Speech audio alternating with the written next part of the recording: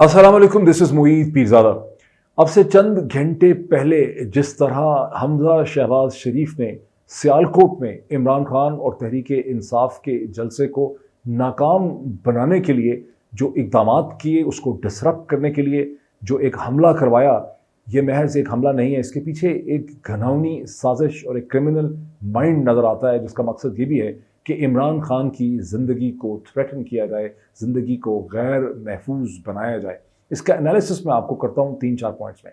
सबसे पहले ये देखिए कि जलसा गाह का ऐलान कई दिन पहले सीटीआई ग्राउंड या सीआईटी ग्राउंड, सीटीआई ग्राउंड जो है, इसमें जलसे का ऐलान बहुत दिन पहले हो चुका था, ताकि लोगों को पता हो कि जलसा कहाँ होना है। एक ऐसे वक्त में इस जलसे को डिसरप्ट किया गया डीसीओ और डीपीओ की मदद से, यानी लोकल इंतज़ामिया जो डिप्टी कमिश्नर और पुलिस की मदद से एक ऐसे वक्त में अपने सियासी मुखालिफ जमात के जलसे को डिसरप्ट किया गया, जब उस जलसे के आगाज़ में 6-7 घंटे रहते थे, उसकी तैयारियां हो चुकी थी, उस जगह का सिक्योरिटी एनालिसिस हो चुका था, वहाँ जो कंटेनर रखने थे, जो स्टेज बनाना था, जो कुर्सियाँ थीं, वेंडर्स ने क्या लाना था, चेयर्स लानी थी, कुर्सियाँ लानी थी, जो मुख्तलिफ इंतज़ामात थे, स्क्रीन्स कहाँ लगानी है, लॉजिस्टिक्स का क्या करना है, लाइट्स का क्या करना है, वहाँ पे वायर कनेक्शन क्या देनी है, इंटरनेट और वाईफाई का किस तरह से बंदोबस्त करना है, इन तमाम चीज़ों के इंतज़ामात जब अपनी फ़ाइनल स्टेजेस की तरफ थे, उस वक़्त पुलिस को और इंतज़ामिया को इस्तेमाल किया गया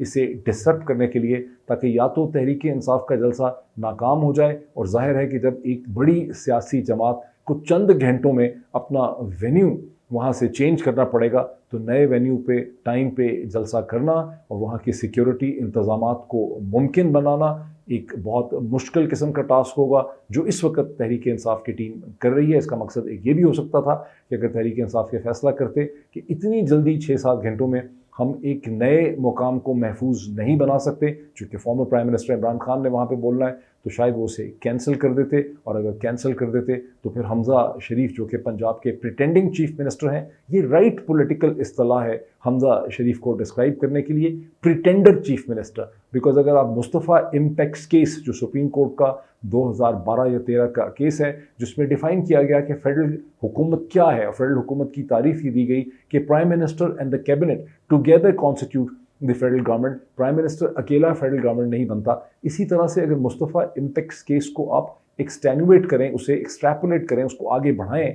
उसकी तशरीह करें और उसे पंजाब के ऊपर अप्लाई करें, तो आप कह सकते हैं कि कानूनी तौर पर, कॉन्स्टिट्यूशनली तौर पर, as per the wisdom of the supreme court of Pakistan, Punjab में इस वक्त कोई हुकूमत नहीं है। वहाँ एक शख्स, एक सियासतदान बैठा हुआ है जिसने इक़्तिदार पे कब्ज़ा कर लिया है, जो अपने आप को चीफ मिनिस्टर कहता है। उसकी कानूनी हैसियत बहुत मशकूक है, और लीगल पॉलिटिकल सेंस में उसे आप प्रिटेंडर चीफ मिनिस्टर कह सकते हैं। ये वो टर्म है जो यूरोपियन लिटरेचर में उन बादशाहों के ख़िलाफ़ इस्तेमाल की गई जिन्होंने कंट्रोल तो हासिल कर लिया था किसी मुमलिकत का, लेकिन उनके लीगल राइट जो है वो मशकूक था, तो उसके लिए हमेशा कहा गया कि ये प्रिटेंडर ऑन द थ्रोन है। इसी तरह इस वक्त हमज़ा शहबाज जो है वो पंजाब के एक प्रिटेंडर चीफ मिनिस्टर हैं। तो ये एक ऐसा प्रिटेंडर चीफ मिनिस्टर है जो पंजाब की सारी इंतज़ामिया को, डीसीओज़ को, डिप्टी कमिश्नर्स और पुलिस के डीपीओज़ हैं, उन्हें कंट्रोल करता है। और जैसा कि मैंने 1-2 दिन पहले अपने एक वीलॉग में कहा था कि इस प्रिटेंडर चीफ मिनिस्टर ने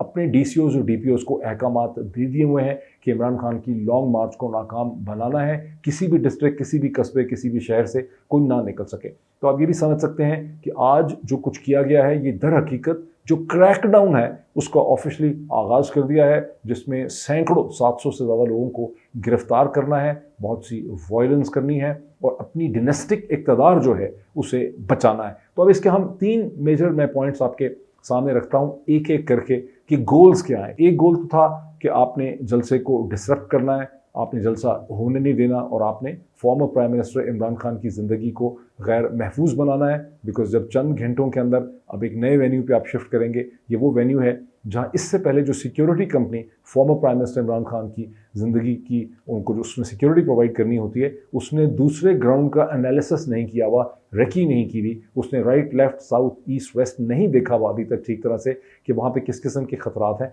तो चंद घंटों के अंदर उनको स्टेज बनाना है और सिक्योरिटी प्रोटेक्शन प्रोवाइड करनी है। और कई दफ़ा इवन मुझे इसका अंदाज़ा है कि कई दफ़ा जब इंपॉर्टेंट एम्बेसडर्स आपके घर में डिनर पे आते हैं, जो मेजर P5 कंट्रीज़ के हैं, जो मुझे इसका बड़ा एक्सपीरियंस है कि उससे एक दिन पहले या मॉर्निंग में उनकी एक दिन पहले उनकी सिक्योरिटी टीम आती है जो आके आपके घर का एनालिसिस करती है कि आपके घर की सड़क किस किस्म की है, क्या ये ओपन एंडेड शाहरा है, ये कर्ल सैक है, आपके घर की साइड पे लेफ्ट राइट पे कौन से घर हैं, सामने किसका घर है, पीछे किसका घर है, दीवारें कितनी ऊंची हैं, स्पेस कितनी है, वो कौन सा कमरा होगा जहाँ पे लोग बैठेंगे गेस्ट, वो कौन सा कमरा होगा जहाँ पे फूड सर्व किया जाएगा। और बाकायदा इस तरह की पूरी प्रोटेक्शन एक एम्बेसडर के लिए की जाती है। इसी तरह से एक प्राइम मिनिस्टर के लिए, फॉर्मर प्राइम मिनिस्टर के लिए, चीफ मिनिस्टर के लिए भी जो सिक्योरिटी कंपनी होती है, खबर सरकार की हो या प्राइवेट हो, उसको अपना एक पूरा सिक्योरिटी प्लान जो है वो बनाना पड़ता है। तो यहाँ पर क्लियरली ये कोशिश की गई, इसीलिए मैंने कहा कि ये एक क्रिमिनल माइंड है ये जिसने ये सब कुछ किया है, ये घिनौनी साजिश है, एक क्रिमिनल मेंटेलिटी और क्रिमिनल इंटेंशन से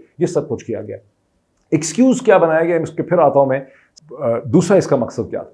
दूसरा इसका मकसद ये कि यहाँ पर Hamza Shahbaz pretender chief minister ने और उसकी पार्टी ने ये शो किया है कि हमारे पास कितनी ताकत है। ये प्रोजेक्शन ऑफ पावर थी कि हमारे पास ताकत है, हम इंतज़ामिया को कंट्रोल करते हैं, पुलिस हमारी है, डीसीओ हमारा है, हम कुछ भी कर गुजर सकते हैं, हमसे डरने की ज़रूरत है। और यहाँ डराने की, हरासा करने की, खौफजदा करने की कोशिश की गई है। अब यहाँ पर तमाम इंटेलिजेंट लोगों के लिए, खा उनका ताल्लुक पीटीआई से हो या पीएमएलएन से हो या पीपल्स पार्टी से हो, ये किसी भी सियासी जमात से ना हो, सिर्फ उनका ताल्लुक पाकिस्तान की इंतज़ामिया से हो, प्रोफेशनल क्लासेस से हो, ये दुनिया भर में कहीं पर जो लोग बैठे हैं या मीडिया में जो लोग हैं, उनके लिए मैं आपके सामने दो सवाल उठाता हूँ।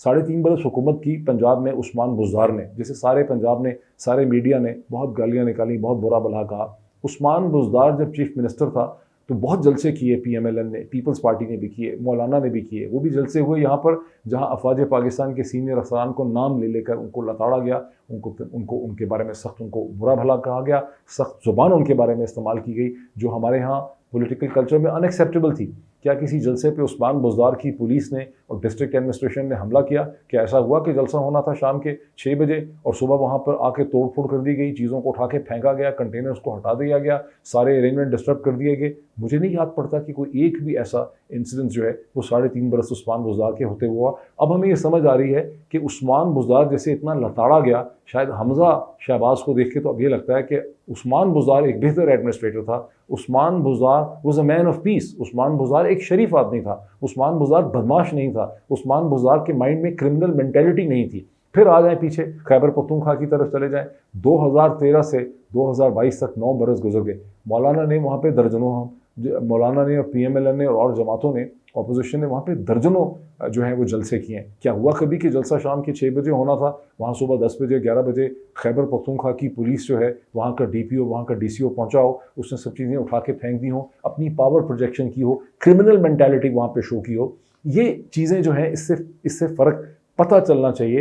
यही टेस्ट होता है एक कौम का, एक इंटेलिजेंसिया का, वहाँ की मीडिया का, वहाँ के एडिटोरियल लिखने वालों का।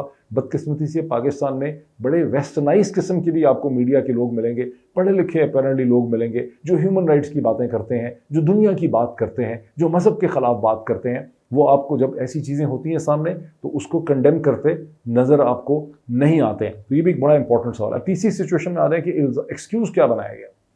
एक्सक्यूज़ ये बनाया गया, 1 या 2 दिन पहले मसीही लीगल फोरम से एक पिटिशन या कंप्लेंट दर्ज करवाई गई। और अपेरेंटली पता चलता है कि वज़रा की या खुद प्रिटेंडिंग चीफ मिनिस्टर जो हैं उनके साथ मुलाकात हुई, जिसमें ये कहा गया कि ये ग्राउंड जो है ये क्रिश्चियन चर्च की मलकियत है, कि क्रिश्चियन चर्च का ग्राउंड है और इसके ऊपर कोई सियासी एक्टिविटी की इजाज़त जो है वो नहीं होती। मज़े की बात है कि ये वो ग्राउंड है जिससे इससे पहले 1 से ज़्यादा सियासी जमात जो है वो अपना जलसा कर चुकी है। पता ये भी चल रहा है कि खुद पीएमएलएन के अहम रहनुमा जनाब ख्वाजा आसिफ साहब, जो इस वक्त पाकिस्तान के डिफेंस मिनिस्टर हैं, जिन्होंने चंद दिन पहले शोशा छोड़ दिया था कि इलेक्शन जल्दी भी हो सकते हैं, वो खुद भी यहाँ पे अपना जलसा कर चुके हैं। यहाँ पे हर वक्त क्रिकेट होती रहती है, समाजी एक्टिविटीज़ भी होती हैं। ये ग्राउंड कोई मजहबी नोयत का ग्राउंड नहीं है, ये कोई उस तरह का ऐसा सैक्रेड रिलीजियस सेरेमनीज़ का ग्राउंड नहीं है। यहाँ चर्च अपनी समाजी कन्वेंशन की एक्टिविटी साल में सिर्फ 1 दफ़ा करता है, अदरवाइज़ यहाँ पर हर किस्म का खेल कूद, क्रिकेट और सब चीज़ें होती रहती हैं, इसी वजह से मशहूर है। लेकिन इसको एक खालिस्तन,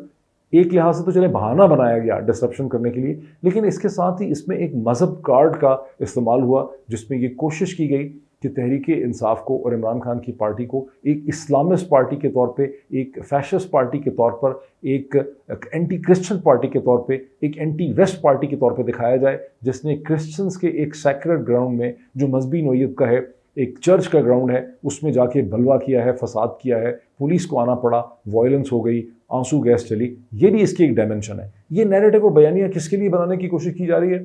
ये नैरेटिव और ये बयानियाँ बनाने की कोशिश की जा रही है अमेरिका के लिए, कनाडा के लिए, ऑस्ट्रेलिया के लिए, न्यूजीलैंड के लिए, बरतानिया के लिए, जर्मनी के लिए, फ्रांस के लिए, स्पेन के लिए, स्कैंडिनेवियन कंट्रीज़ के लिए, नॉर्वे के लिए, डेनमार्क के लिए। ये इसका स्क्रिप्ट राइटिंग प्लान है दूसरा, इसको भी समझने की ज़रूरत है। इसलिए जो पाकिस्तानी डायस्पोरा दुनिया भर में फैले हैं इन मगरबी ममालिक में, उन्हें चाहिए कि अवेयर रहें और देखें कि किस तरह से पाकिस्तान की जो ये ख़ानदानी डिनेस्टिक पॉलिटिक्स है, इसकी क्रिमिनलिटी जो है वो मज़हब को इस्तेमाल करती है। अपने लोकल एडिटर्स को, रिपोर्टर्स को, वहाँ के अखबारों को बताएं इनके बारे में कि किस किस्म की एक फैशिस्ट मेंटालिटी जो है इस वक्त पाकिस्तान में। चंद दिन पहले, अभी आज इन्होंने इमरान खान को एंटी क्रिश्चियन दिखाने की कोशिश की, तो चंद दिन पहले इन्होंने इमरान खान को एंटी इस्लाम दिखाने की कोशिश की। जब मस्जिद नबवी के जो बदतमीज़ी का वाक़या था वहाँ पे, जो नहीं होना चाहिए था, उसको एक मजहबी शक्ल दे दी गई और पाकिस्तान के अंदर 150 लोगों को जिनका ताल्लुक तहरीक इंसाफ से था,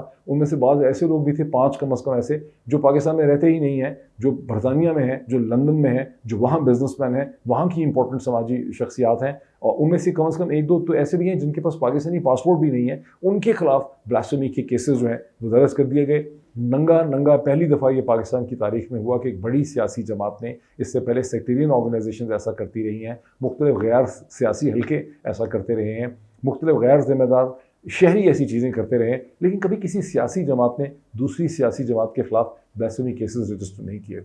लेकिन यहाँ इतनी बुरी तरह से, बेदर्दी से, बेहिसी से रिलीजन कार्ड प्ले किया गया कि इमरान खान और तहरीक इंसाफ के खिलाफ ये ब्लास्फेमी के केसेस जो हैं वो रजिस्टर किए गए। और आपको पता है कि इस मुल्क में जब किसी के खिलाफ ब्लास्फेमी के केस रजिस्टर होता है तो उसकी ज़िंदगी को खतरा लाहक होता है। अभी तक पाकिस्तान का अदालती निज़ाम सिर्फ बेल दे रहा है उन लीडरों को, जिसमें फवाद चौधरी है, जिसके अंदर डॉक्टर शहबाज गिल है, लेकिन ये होना तो ये चाहिए था असूली तौर पे कि खालिस्तन सियासी मकासद के तहत जो कायम किए गए केसेस थे, एक ही तरह की FIRs थी, अदालतें इनको फौरी तौर पे डिसमिस करती, फारिग करती, खारिज कर देती, हुकूमत ही इनको वापस ले लेती, लेकिन ऐसा नहीं किया गया। अब तीसरी एक बड़ी इंटरेस्टिंग चीज़ है कि आप, जैसे मैंने पहले जिक्र किया कि पाकिस्तान के अंदर एक ऐसा सो कॉल्ड पढ़ा लिखा वेस्टर्नाइज लिबरल तबका है जो ये कहता है कि जब इमरान खान रियासत मदीना की बात करता है, हालांकि आप जब भी एक वेलफेयर स्टेट का तस्वर पाकिस्तान जैसे मुल्क में देंगे तो आप उसे सिर्फ इस्लाम से डिराइव कर सकते हैं।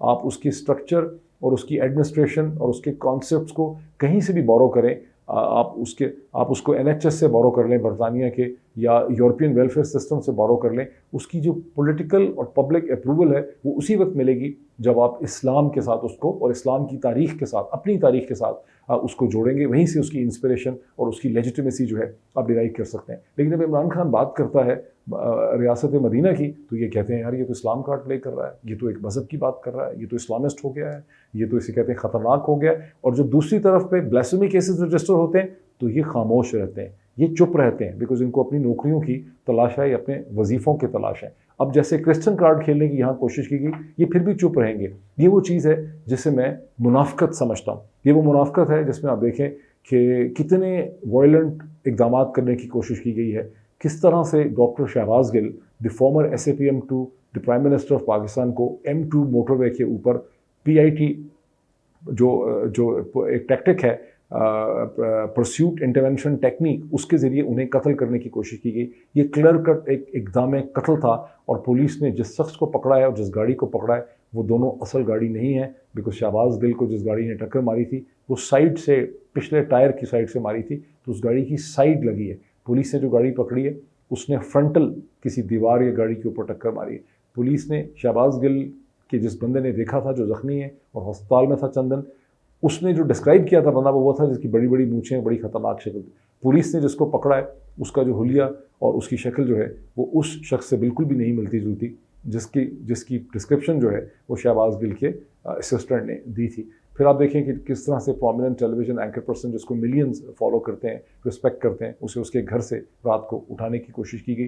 वो तो भला किया इस्लामाबाद हाई कोर्ट के चीफ जस्टिस जनाब जस्टिस अतर मनल्ला ने, जिन्होंने एक कदगन और फायर वॉल खड़ी कर दी है FIA के लिए, पुलिस के लिए, कि आप इस किस्म के इक़दाम नहीं कर सकते। फिर आपने ये भी सुना कि prominent television anchor person Sabir Shakir को उठाने की कोशिश की गई उनके मक्का जाने से पहले। वो भी बात आपके सामने, साबिर शाकिर उसके हवाले से मसलसल कह चुके हैं, ट्वीट कर चुके हैं, ये बात मीडिया पे डिस्कस हो चुकी है।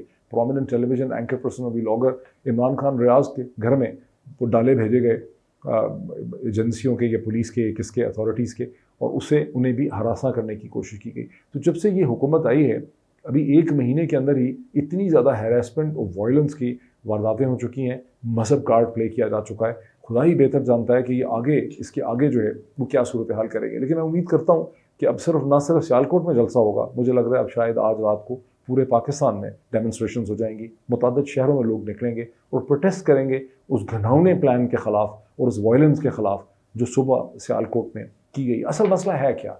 मैं आखिर में एक जुमले में आपको बताऊँ कि असल मसला क्या है। मसला PMLN के साथ नहीं है, मसला पीपल्स पार्टी के साथ भी नहीं है। मसला बुनियादी तौर पर डिनेस्टिक पॉलिटिक्स के साथ है। डिनेस्टिक पॉलिटिक्स एक बादशाहत की तरह होती है। बादशाह सिर्फ अपने इंटरेस्ट के बारे में सोचता है। बादशाह का कभी रियासत से, मुमलिकत से इंटरेस्ट नहीं था। वो कभी था भी रियासत मुमलिकत से इंटरेस्ट तो सिर्फ इस हद तक था कि मैं बेहतर लोगों की जेबों से लगान अपने लिए कैसे हासिल कर सकूँ। बहुत बरस पहले अनवर सज्जाद मरहूम पाकिस्तान के बहुत ही प्रोमिनेंट प्ले राइट गुजरे हैं। मेरा ख्याल है डॉक्टर अनवर सज्जाद साहब से मैं मिला जब मैं मेडिकल स्टूडेंट था, कहीं कोई बात हो रही थी तो मैंने ये कहा कि अकबर अच्छा बादशाह था, बादशाह अकबर मुगल किंग अच्छा बादशाह था। अकबर सज्जाद जो अनवर सज्जाद थे वो बड़े मुस्कराए और उन्होंने मुझे कहा कि भाई अच्छा बादशाह कैसे अच्छा हो सकता है? बादशाह तो बादशाह है जो अपने खातर कत्ल करता है, लोगों को मार डालता है, उसके सारे इंटरेस्ट अपने ज़ाती होते हैं। सो बादशाह ये हमें स्कूल की किताबों में पढ़ाया जाता है। अब जहाँ हम खड़े हैं इंसानी तारीख में, बादशाह अच्छा ना कभी था ना होता है, बिकॉज हम मॉडर्न दुनिया का हिस्सा हैं। हमारी पॉलिटिक्स का प्रॉब्लम ये है, इस डिनेस्टिक पॉलिटिक्स का, कि यहाँ पर अभी भी बादशाहत चल रही है। और मेरा ख्वाब और मेरा एक ड्रीम है कि कोई दिन वो भी आए कि PMLN की हुकूमत आए, लेकिन उनका प्राइम मिनिस्टर, उनका चीफ मिनिस्टर शरीफ ख़ानदान से ना हो। कभी पीपल्स पार्टी की हुकूमत आए लेकिन उनका प्राइम मिनिस्टर और उनका चीफ मिनिस्टर जो है वो उनके ख़ानदान से ना हो और वो पीछे हों। बहरहाल अब जब हो जाएगा सियालकोट का जलसा और जलसे हो जाएंगे, फिर उस पर मज़ीद बात करेंगे। Thank you.